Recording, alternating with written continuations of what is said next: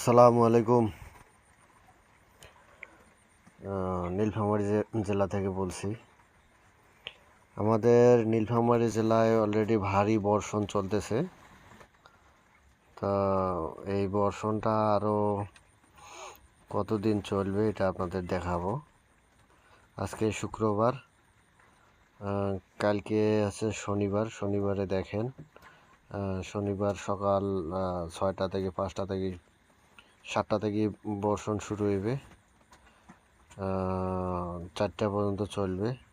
4টার পরে থেকে 9টা পর্যন্ত একটু মেঘলা থাকবে।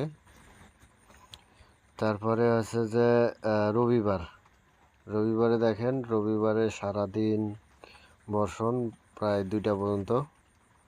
2টা থেকে রাত 11টা পর্যন্ত বন্ধ আছে পানি।